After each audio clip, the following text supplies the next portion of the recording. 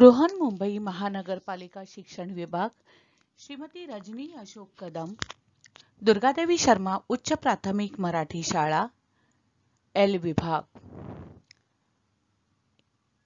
इस virtual classroom में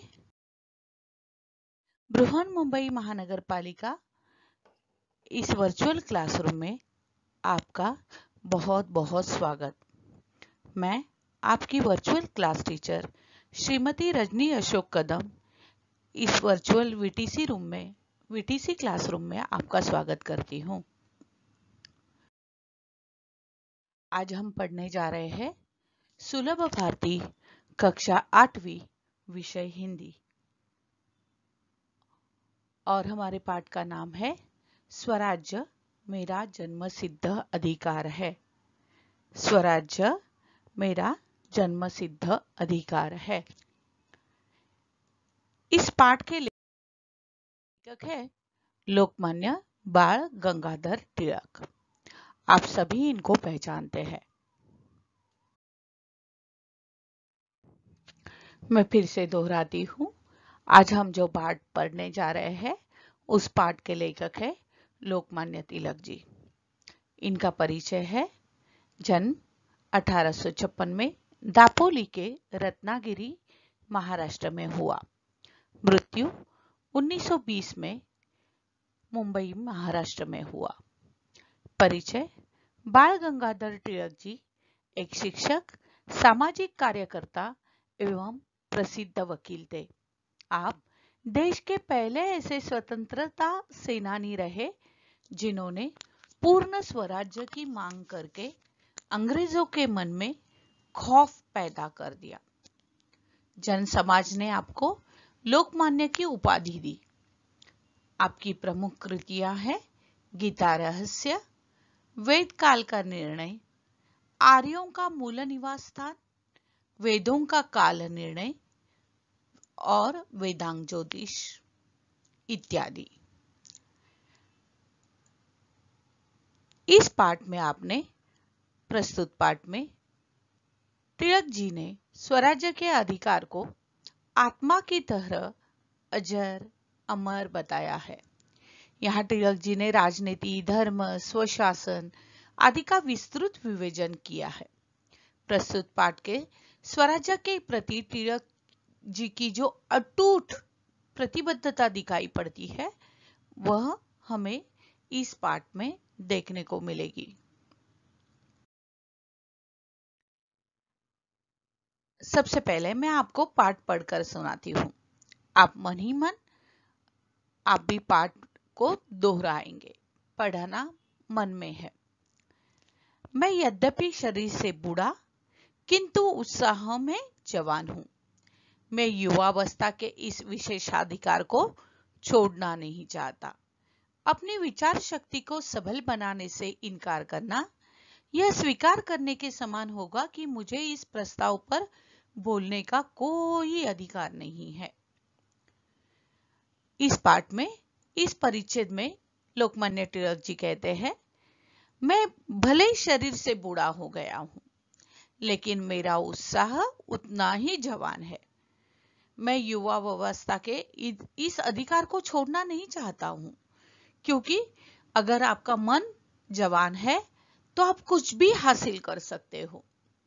अपनी विचार शक्ति को सबल यानी शक्तिशाली बनाने से इनकार करना यह स्वीकार करने के बराबर होगा कि मुझे इस प्रस्ताव पर बोलने से का कोई अधिकार ही नहीं है। ऐसे तिलक जी इस परिच्छेद में हमें समझाते हैं। अब मैं जो कुछ बोलने जा रहा हूं वह चिर युवा है। चिर युवा मतलब आजन्म युवा, जन्म जन्मांतर युवा। शरीर बूढ़ा जर्जर हो सकता है, नष्ट भी हो सकता है, परंतु आत्मा अमर है। आत्मा कभी मरती नहीं है। उसी प्रकार हमारी होमरूल गतिविधियों में भले ही सुस्ती दिखाई दे, उसके पीछे छिपी भावना अमर एवं अविनाशी है। वही हमें स्वतंत्रता दिलाएगी। आत्मा ही परमात्मा है और मन को तब तक शांति नहीं मिलेगी जब तक ईश्वर से एकाकार न हो जाए। स्वराज्य मेरा जन्मसिद्ध अधिकार है। जब तक मेरे भीतर जागृत है, मैं बूढ़ा नहीं। कोई हथियार इस भावना को काट नहीं सकता, कोई आग इसे जला नहीं सकती, कोई जल इसे भिगो नहीं सकता, कोई हवा इसे सुखा नहीं सकती। लोकमान्य तिलक जी कहते हैं कि मैं बोलने जा रहा हूं वह बात चिर युवा है, मतलब जन्म जन्मांतर वह बात युवा ही रहने वाली है। भले शरीर बुढ़ा हो सकता है, भले शरीर बुढ़ा हो सकता है, नष्ट हो सकता है, किंतु आत्मा अमर है। उसी प्रकार होम रूल गतिविधियों में भले ही सुस्ती दिखाई दे, उसके पीछे छिपी भावना अमर एवं अविनाशी है। वही हमें स्वतंत्रता दिलाएगी। आत्मा ही परमात्मा है और मन को तब तक शांति नहीं मिलेगी जब तक ईश्वर से एकाकार ना हो जाए। और जब हम ईश्वर से एक हो जाते हैं, ईश्वर के प्रति एक हो जाते हैं, तभी यह भावना मन में पनपने लगती है। स्वराज्य मेरा जन्मसिद्ध अधिकार है। स्वराज्य मेरा जन्मसिद्ध अधिकार है। जैसे ही मैंने जन्म लिया, वैसे ही मुझे यह अधिकार प्राप्त हुआ है कि मैं स्वतंत्र हूं। देखिए, हम माँ की कोख से अलग हो जाते हैं, स्वतंत्र हो जाते हैं, है ना। जैसे ही हम जन्म लेते हैं, हमें अपना एक व्यक्तित्व मिल जाता है, हमें अपनी एक अलग पहचान मिल जाती है, और फिर हम अपनी अलग पहचान और अच्छी तरह से विकसित करते हैं। तो यह अंग्रेजी की गुलामी हम नहीं कर सकते, हम अंग्रेजों के गुलाम नहीं रह सकते। यही बात दोहराने के लिए उन्होंने कहा है कि स्वराज्य यह मेरा जन्मसिद्ध अधिकार है और इस अधिकार से कोई मुझे वंचित नहीं कर सकता। कोई भी अधिकार मेरे इस भावना को काट नहीं सकता। कोई भी आग मेरे इस स्वतंत्रता को जला नहीं सकती। कोई भी जल मेरी इस स्वतंत्रता को भिगो नहीं सकता। कोई भी हवा इसे सुखा नहीं सकती। बहुत शांति से उन्होंने समझाया है कि स्वतंत्रता और मुझे अलग नहीं किया जा सकता, और इसीलिए अंग्रेजों की पारतंत्रता का बली मैं नहीं बनूंगा। यह वह अपने सारी जनता को समझाने का प्रयास करते हैं।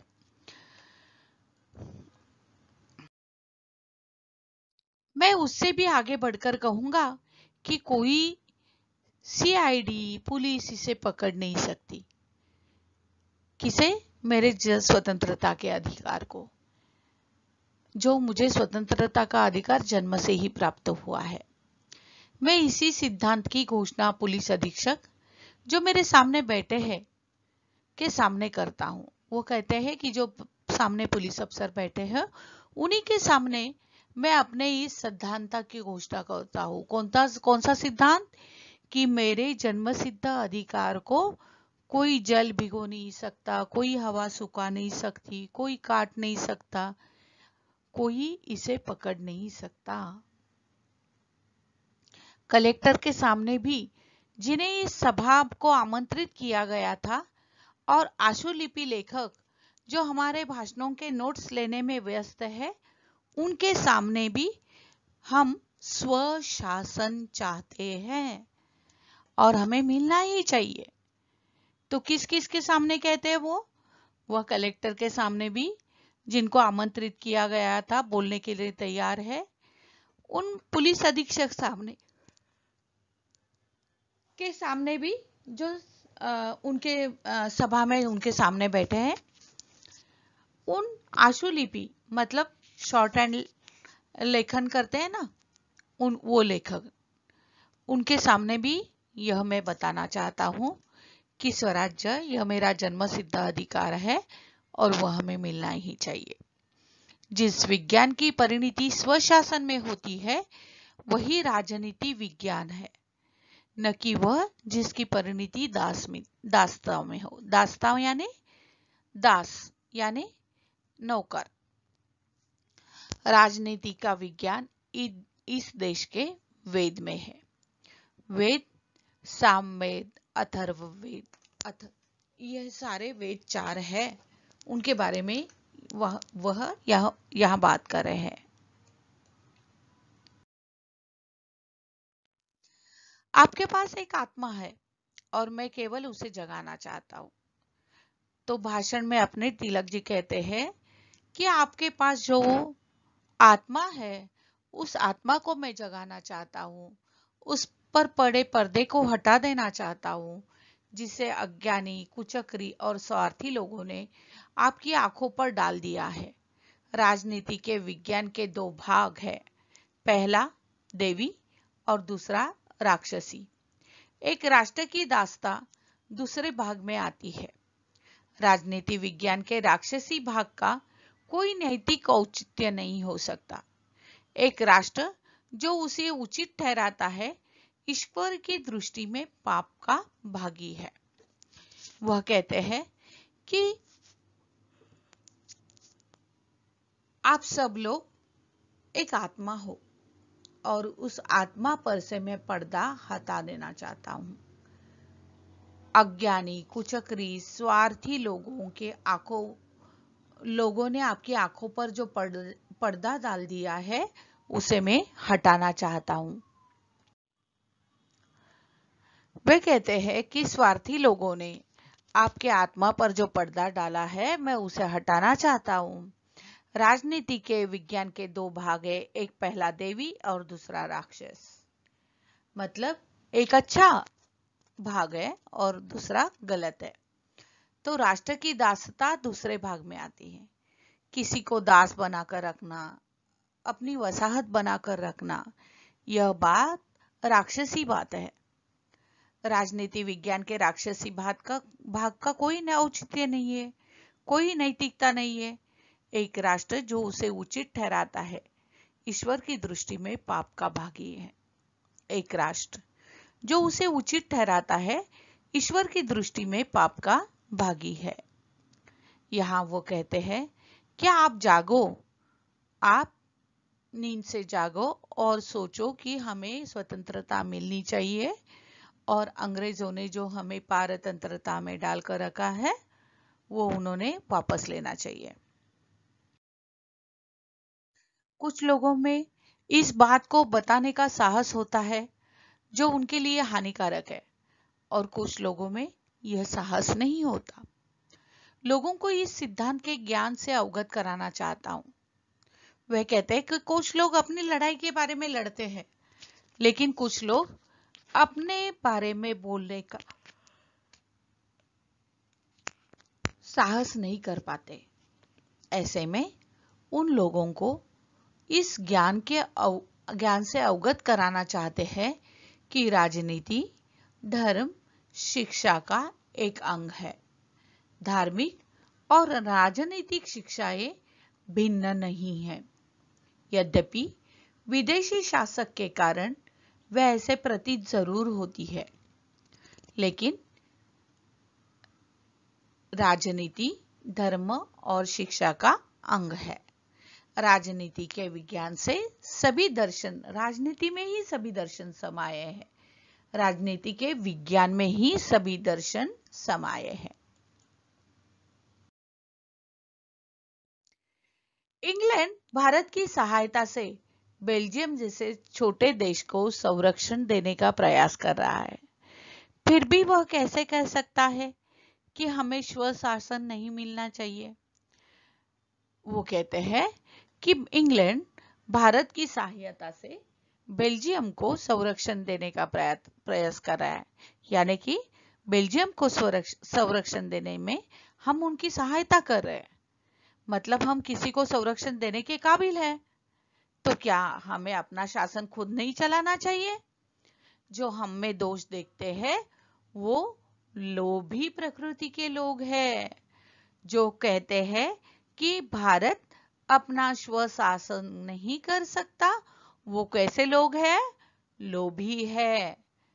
जो परम कृपालु ईश्वर में भी दोष देखते हैं। ऐसे लोग क्या करते हैं? परम कृपालु ईश्वर में भी दोष देखते हैं। हमें किसी बात की परवाह किए बिना अपने राष्ट्र की आत्मा की रक्षा के लिए कठोर प्रयास करने चाहिए। अपने उस जन्मसिद्ध अधिकार की रक्षा में ही हमारे देश का हित छिपा हुआ है। कांग्रेस ने स्वशासन का यह प्रस्ताव पास कर दिया है। तो वो कहते हैं कि कांग्रेस ने यह प्रस्ताव पास कर दिया है कि हमें हमारा शासन खुद चलाना है। तो हमें किसी बात की परवाह किए बिना अपनी आत्मा की रक्षा के लिए कठोर प्रयास यानी प्रयत्न करने चाहिए। प्रांतीय सम्मेलन कांग्रेस की देन है। प्रांतीय सम्मेलन किसकी देन है? कांग्रेस की, जो उनके आदर्शों का पालन करता है। इस प्रस्ताव को लागू कराने हेतु कार्य करने के लिए हम कृत संकल्प है। चाहे ऐसे प्रयास हमें मरुभूमि में ही ले जाए, मतलब राजस्थान जैसे क्षेत्र है जहां पानी कम मात्रा में है, तो कहते हैं कि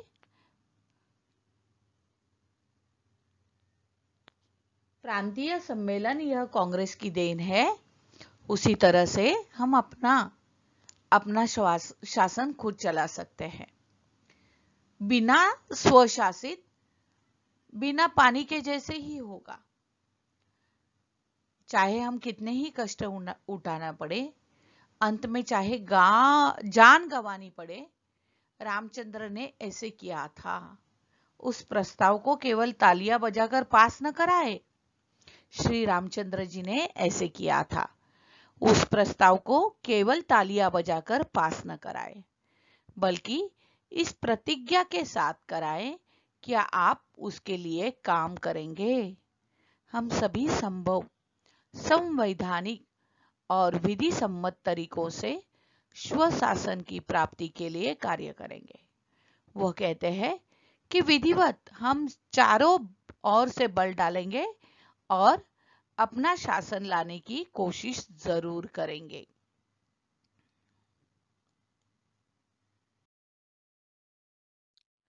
जॉर्ज ने खुलकर स्वीकार किया है कि भारत के सहयोग बिना इंग्लैंड अब चल नहीं सकता। 5000 वर्ष पुराने एक राष्ट्र के बारे में सारी धारणाएं बदलनी होंगी।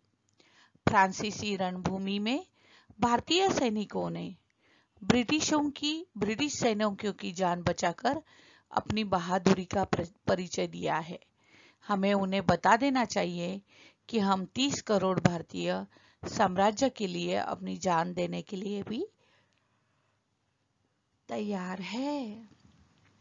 जॉर्ज ने खुलकर स्वीकार किया है कि भारत के सहयोग बिना इंग्लैंड अब चल नहीं सकता, तो भारत को सहयोग करना ही है। और इसके लिए हमें अपनी धारणाएं बदलनी होंगी, क्योंकि फ्रांस में भारतीय सैनिकों ने ब्रिटिश सैनिकों की जान बचाकर अपनी बहादुरी का परिचय दिया है। इतने बहादुर है वो लोग। तो हमें भी अपनी जान देने के लिए तैयार हो सकने के लिए 30,000 करोड़ भारतीय अपनी साम्राज्य के लिए अपनी जान देने के लिए भी तैयार है। यह अंग्रेजों को वो बता रहे हैं। इस तरह से अभी हमने पूरा पाठ पढ़ा। इस पाठ में एक सभा में होम रूल लीग द्वारा की गई सभा में आपको यहाँ लोकमान्य तिलक जी के यह विचार देखने को मिले। इस शब्द वाटिका में देखेंगे जर्जर यानी कमजोर। होम रूल एक ऐतिहासिक आंदोलन है। आशुलिपि यानी शॉर्ट हैंड, संकेत लिपि। नैतिक यानी नीति संबंधी। औचित्य यानी उपयुक्तता, उचित होने की अवस्था। कृत संकल्प यानी जिसने पक्का संकल्प किया हो। मरुभूमि यानी बंजर भूमि, अनउपजाऊ भूमि। संवैधानिक मतलब संविधान के अनुसार। अवगत कराना यानी परिचय कराना या बता देना। मुहावरा आंखों से पर्दा हटाना, वास्तविकता से अवगत कराना। माँ ने खाली डिब्बे दिखाकर मुझे मेरे आंखों से पर्दा हटा दिया, यानी वास्तविकता से मुझे अवगत करा दिया।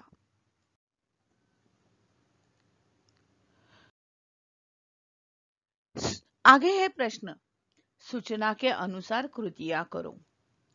विधानों को पढ़कर गलत विधानों को सही करके लिखो। जैसे कि तिलक जी ने कहा कि वे यद्यपि शरीर से जवान हैं, किंतु उत्साह में बूढ़े हैं। यह वाक्य गलत है। वाक्य क्या है? तिलक जी ने कहा है कि वे यद्यपि मैं शरीर से बूढ़ा किंतु उत्साह में जवान हूं। यद्यपि शरीर से बूढ़ा किंतु उत्साह में जवान हूं, बिल्कुल विपरीत। प्रांतीय सम्मेलन अंग्रेजों की देन है? जी नहीं, प्रांतीय सम्मेलन कांग्रेस की देन है। फिर से एक बार दोहराती हूं, प्रांतीय सम्मेलन अंग्रेजों की देन है। यह गलत वाक्य है। उसके जगह सही विधान क्या है? प्रांतीय सम्मेलन कांग्रेस की देन है।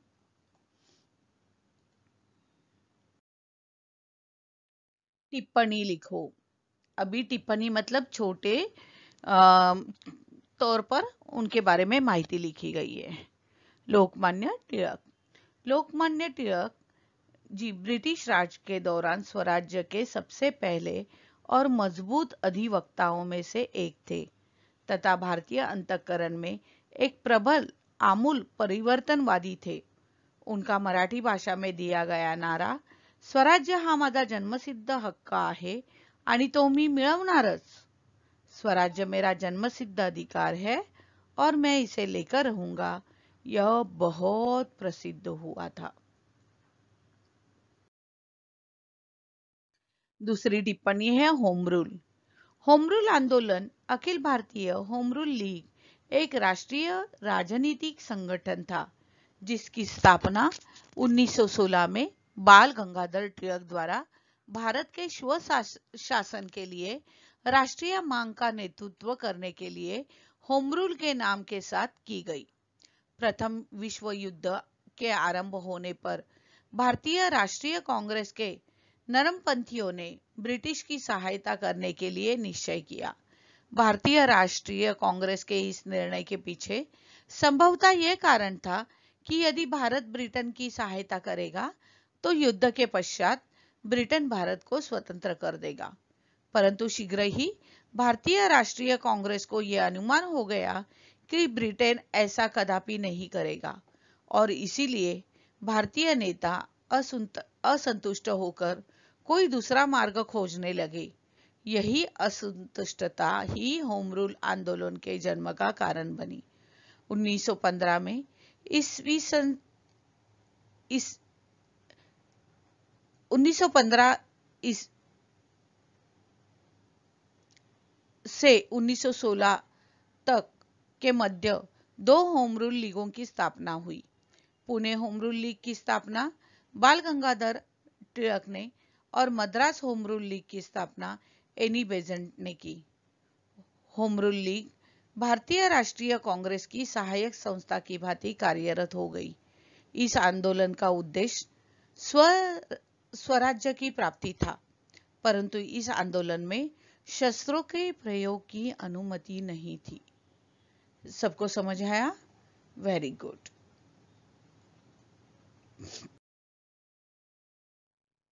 कृति पूर्ण करो। जन्म सिद्ध अधिकार की कौन सी विशेषताएं बताइए? जी हाँ, कोई हथियार इस जन्म सिद्ध अधिकार को काट नहीं सकता। कौन सा जन्म सिद्ध अधिकार? स्वतंत्रता का। कोई स्वतंत्रता को जल में भिगो नहीं सकता, कोई आग इसे जला नहीं सकती और कोई हवा इसे सुखा नहीं सकती। वो जैसे है वैसे हमारा जन्मसिद्ध अधिकार है। उत्तर लिखो। लोकमान्य तिलक जी द्वारा दिया गया नारा कौन सा नारा है? स्वराज्य हा माझा जन्मसिद्ध हक्क आहे आणि तो मी मिळवणारच. फिर से एक बार दोहराती हूँ. स्वराज्य हा माझा जन्मसिद्ध हक्क आहे आणि तो मी मिळवणारच. हिंदी में फिर से एक बार दोहराती हूँ. स्वराज्य मेरा जन्मसिद्ध अधिकार है और मैं इसे लेकर ही रहूंगा.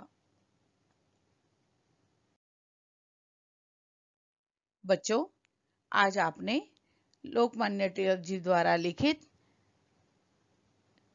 पाठ के बारे में पढ़ा और अगर आपको पाठ पसंद आया हो तो बीएमसी एजुकेशन चैनल को सब्सक्राइब कीजिए, बेल आइकन को प्रेस कीजिए और नए नए पाठ आपको मिलेंगे.